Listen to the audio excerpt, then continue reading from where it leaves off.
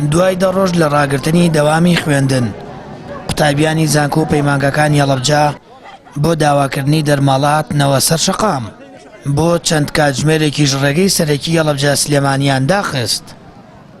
قوتابیان دەڵێن داوای سەرەکی مانگەڕاندنەوەی دەرماڵە بووە کە جێبەجێ نەکراوە، بۆیە دەست بە خۆپیشاندان دەکەنەوە تا حکوومەت وەڵامیان دەداتەوە. حتى ئێستا حکوومەتی هەرێم جوابێکی دڵنیاییکەرەوەی پێ نەیاوین، ینی ڕاستە لەوانی هەنێ لە داواکاریەکانمان لەلایەن هەنێک لە حیزبولایەنەکانەوە جێبەجێ کرا بێبوون منە لەگەڵکی وەکو کێشەی داخلی هەنی کێشەی تر، بەڵام ئێمە کێشەی سەرەکی ئێمە دەرماڵەیە. یعنی تەلەبەی وا هەیە لە داخلی، یعنی تەلەبەکانی ڕەفیقی چواردەوری پارەی بۆ کۆکەنەوە، یعنی زۆر ئەم تەلەبانە لەناو داخلیە زۆرن و لەناو مەحەدا زۆرن.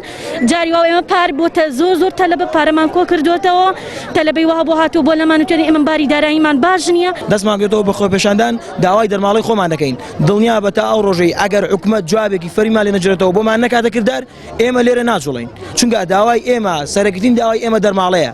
حکوومەت هاتووە 100 ملیۆن دیناری داناوە بۆ تەلەبە، یەکی 750 دینار دەکات، بە 20,000 معاملات 19 ڕۆبع قەرزدار دەبینەوە. حکوومەت لەو مۆزوعاتە قازانج دەکات. قوتابیانی زانکۆ و پەیمانگاکانی هەڵەبجە کە بایکۆتی وەڵەکانی خوێندنیان کردووە بۆ زیاتر بە دوواداچوونی داواکاریەکانیان یاداشتێکی چەند خاڵیان ئاڕاستەی حکوومەت هێرێم کردووە تاکو کێشە و گرفتەکانیان بۆ چارەسەر بکات. خاڵی سەرەکی ناو یاداشتەکەش گەڕاندنەوەی دەرماڵەیە. داواکاری لەلایەنی پەیوەندیدار بە زووترین کات مافی سەرەتاییترین ماف بۆ خوێنکاران بگەڕێنێتەوە کە دەرماڵەیە بەهۆی پێویستی و خراپی باری دارایی خوێنکاران بە شێوەیەکی گشتی کە بۆتەوەی ئەوەی خوێنکاران بایکۆت یۆڵەکانی خوێندن بکەن و دەست بکەن بە خۆپیشاندان. چەندی کێشە و کەموکوڕی داخیلی کە پێویستە بە زووترین کات چارەسەر بکرێت، لەوانە دابینکردنی فەرش، سەلاجە، تەباخ، غەسالە، گەچی کارەبا، ساعیبە، گڵۆب، چەندان پێداویستی تر، نۆژەکردنەوەی بەشە ناوخۆیەکان، دابینکردنی سوتەمەنی مەبەستی چارەسەری گەرمکردنەوەی خوێنکاران. لە ساڵی 2014 حکوومەت هێرێم بە بیانی و قەیرانی دارایی دەرماڵەی قوتابیانی زانکۆ و پەیمانگەی بڕیوە.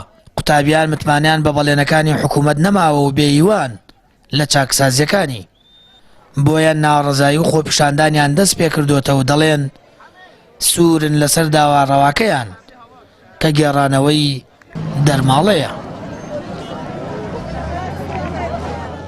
سامان فتاح، کەناڵی ئاسمانی پەیام، هەڵەبجە.